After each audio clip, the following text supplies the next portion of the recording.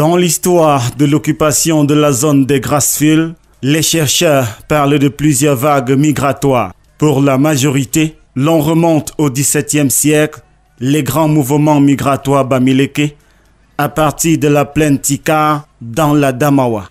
Selon plusieurs sources, le peuple Mbasso, plus connu officiellement sous l'appellation Babadjou, ferait partie de la 5e vague migratoire, celle des Mbouching.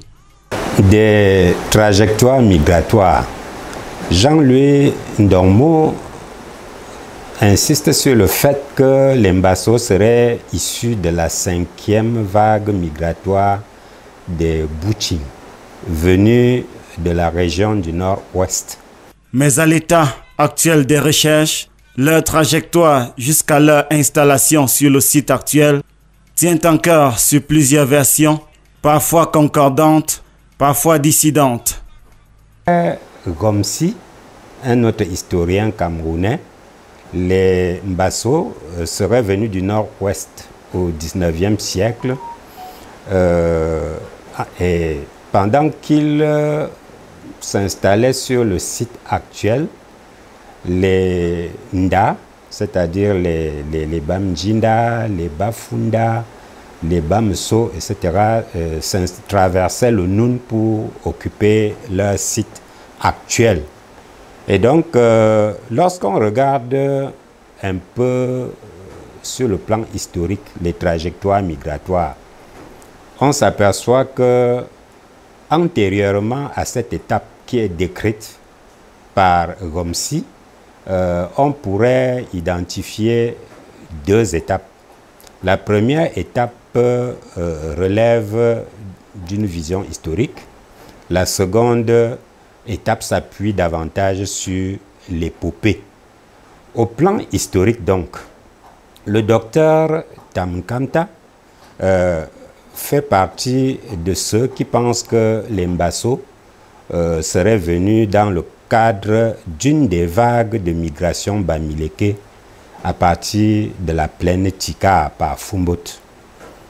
Mais de Foumbot, on pourrait se demander quelle trajectoire est-ce qu'ils ont emprunté pour arriver sur leur site actuel. Les travaux de l'abbé Ngouane Michel soutiennent que les Mbafou, c'est-à-dire les Mbasso et les Mbassins, seraient passés par Bangan. Pour parler des relations entre les groupements frères et amis, Bangan et Babadjou. Et nos relations sont d'abord des relations historiques qui datent des siècles. Parce que selon les révélations de notre histoire, il se pourrait que le fondateur de Babadjou, la chefferie Babadjou, du royaume Babadjou, il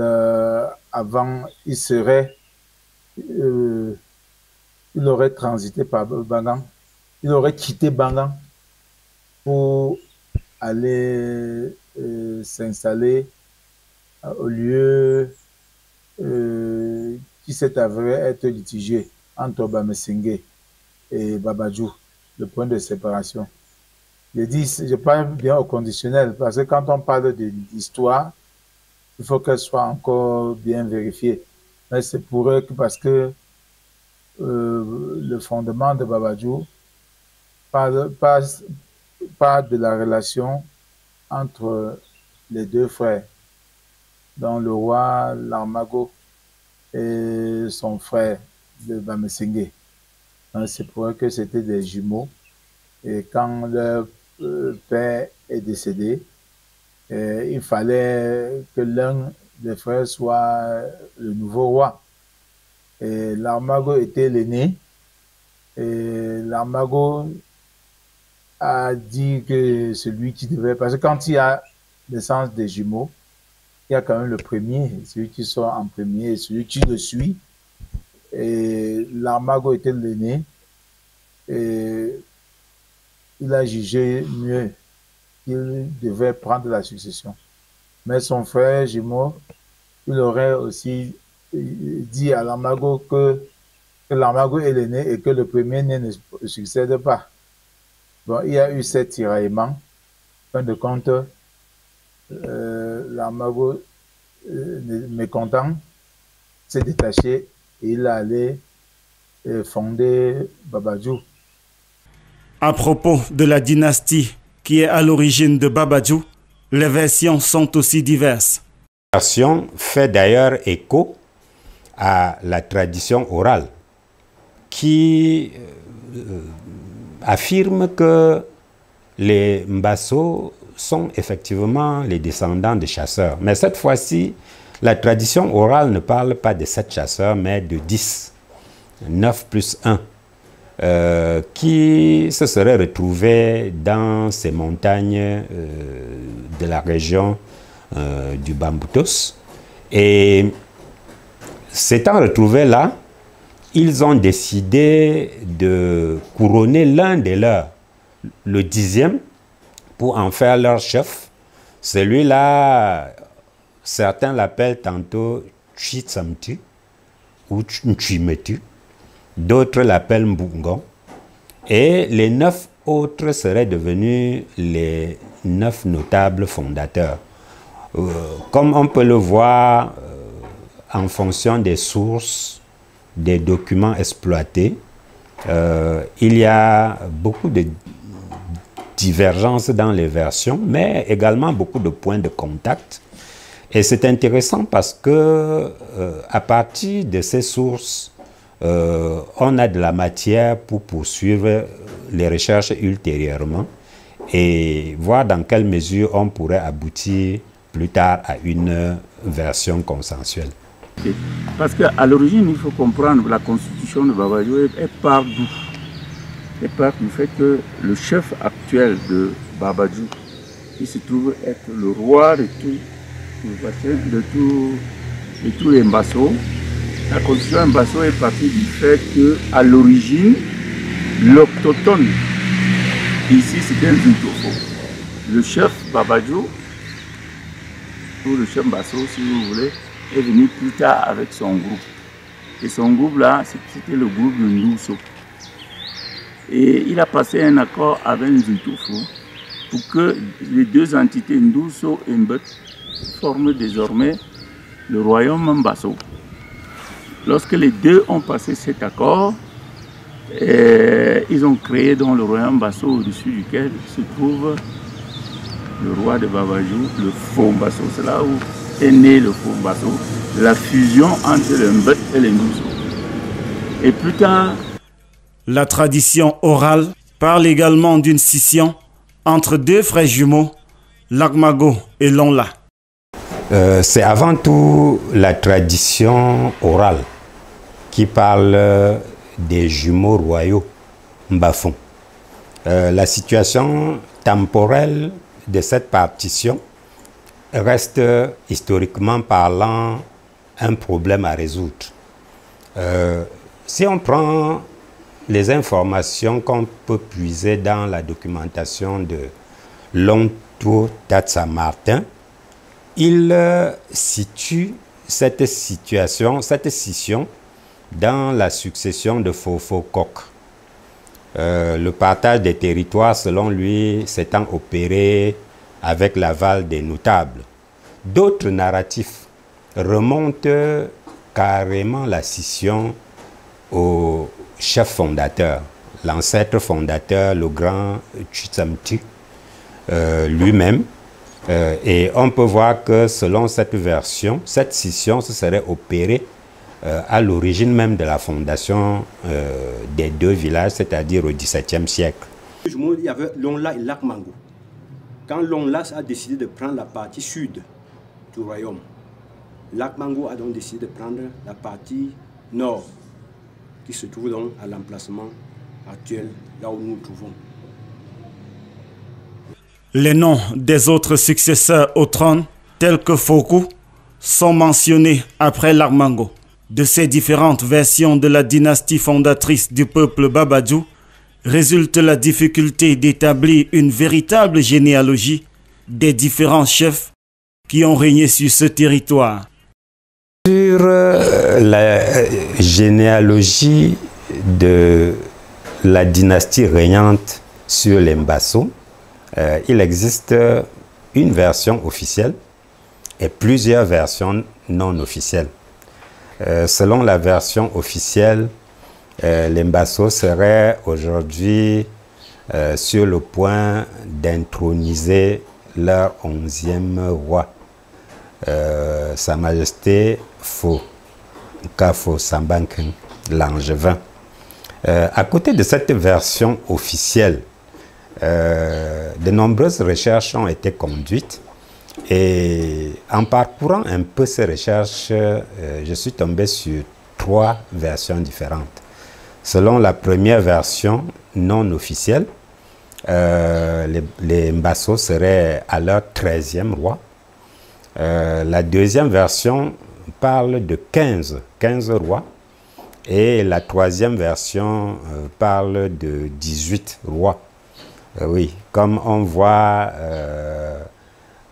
lorsqu'on remonte jusqu'au XVIIe siècle, il est évident que l'absence de l'écrit pour une grande partie de cet intervalle temporel a permis qu'il y ait un certain nombre de fuites que les chercheurs sont en train de rattraper progressivement. Avec le temps et les croisements, il n'y a pas de doute qu'on va progressivement aboutir à une description plus précise de la dynastie régnant sur les Mbasso. Ce qui est remarquable et qu'il faut d'ores et déjà souligner, c'est qu'il s'agit d'une dynastie continue.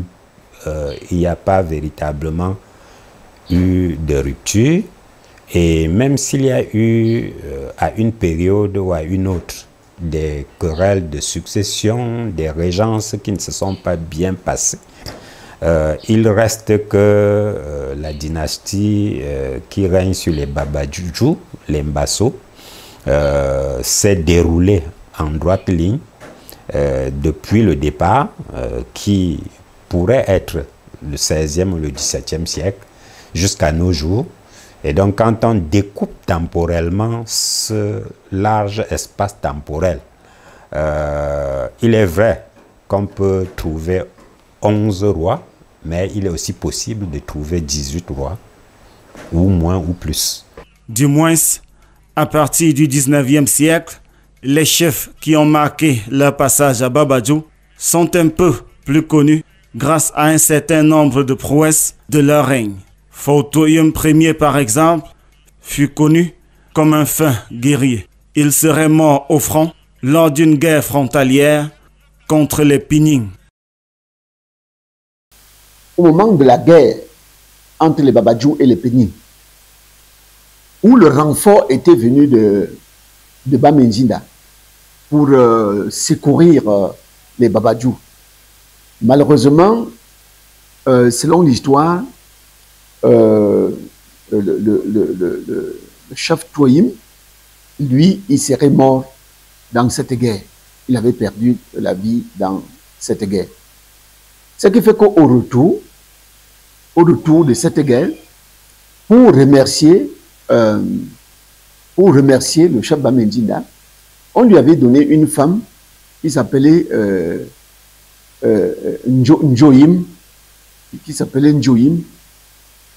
avec qui on avait eu beaucoup d'enfants. Il voit par exemple Fautoyum Ier, qui était un conquérant. Et vous allez même constater qu'il est mort. Il est mort vers la chefferie Pini, dans le nord-ouest. Nous étions déjà allés jusqu'à rentrer en possession de ces reliques. Nous sommes allés avec des notables rentrer en possession de ces reliques qui sont au niveau de la forêt sacrée. Dans la période coloniale, Fonzijo a également marqué son règne en s'opposant à la soumission de son peuple aux corvées lors de la construction de la route Chang-Bamenda par les Allemands vers 1902. Il a été tué par ces Allemands. Il y a le chef Nzijo qui était un résistant. Il a beaucoup résisté à la pénétration allemande. Et jusqu'à sacrifice extrême, puisque vous voyez, lors du traçage de la route Chang-Bamenda, il s'était opposé au niveau de Metako, c'est-à-dire Bamendouso, il s'était opposé pour le traçage de la route. Mais avec la force, le colon a voulu tout faire. Et là, il y avait un baobab que le colon avait demandé que si on coupe ce baobab, il faudrait que le peuple arrête pour que ça ne tombe pas. Bon, vous connaissez la suite.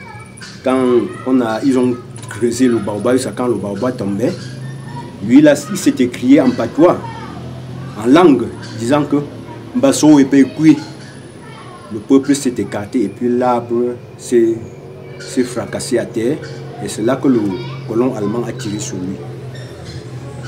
La période coloniale, marquée tout d'abord par l'occupation allemande, puis française, a eu un très grand impact sur Babadjou.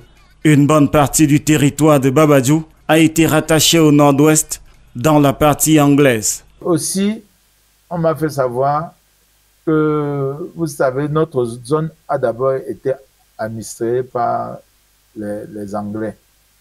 D'abord les Allemands, ensuite les Anglais. Et pendant la période coloniale allemande,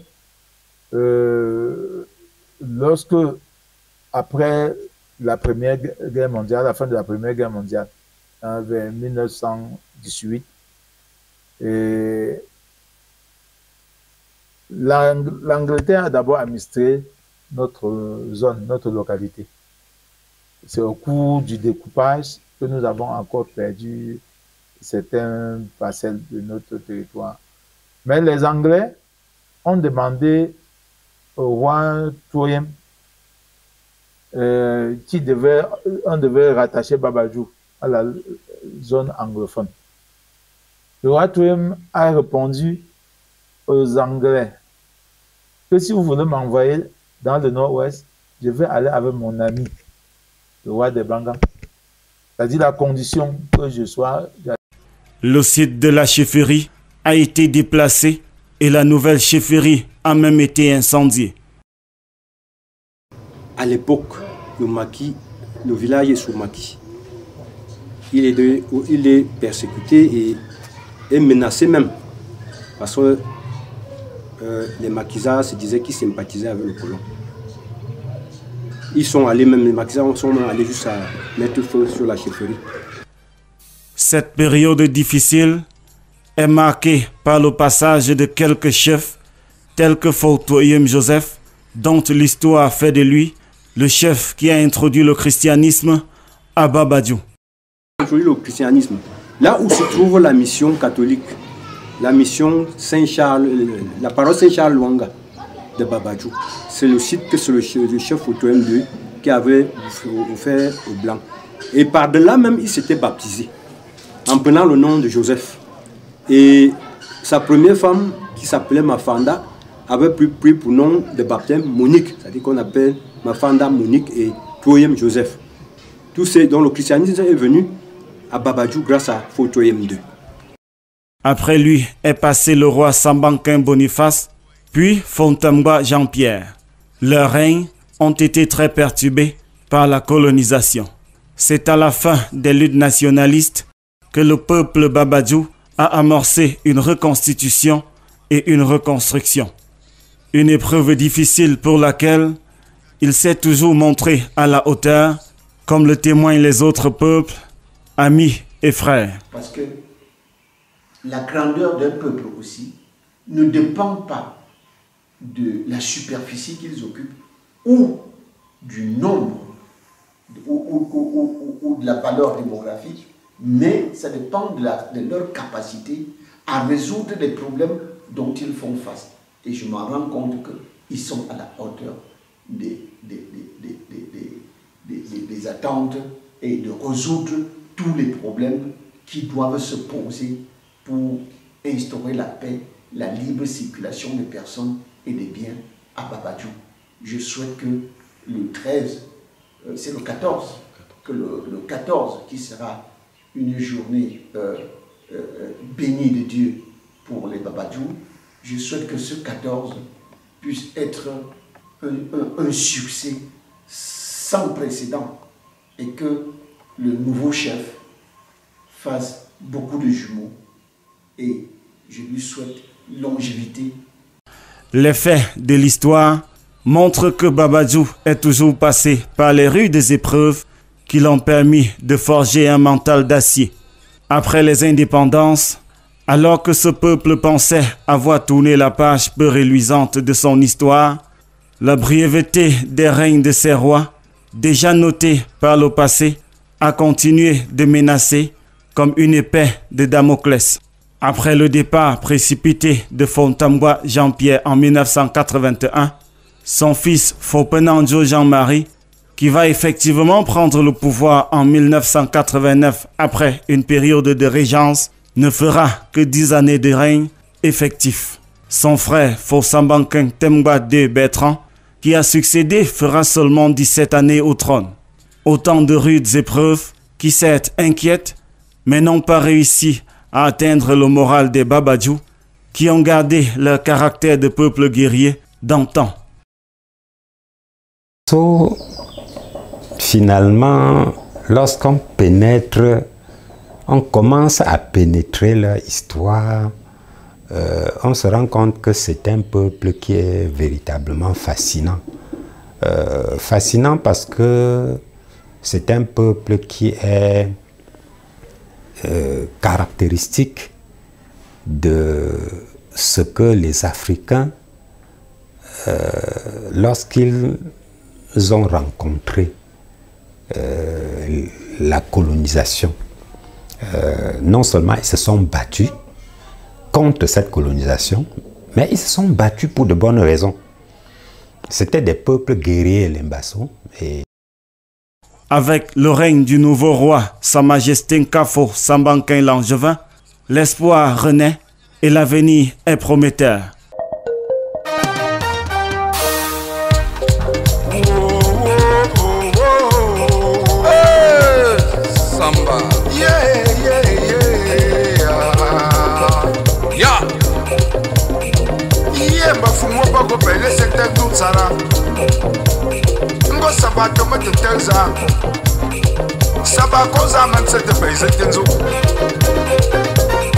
Samba, Zamo, Langevin. Let the forward in the Tangbun Koko in the way. Yeah. Let the forward in the Tangbun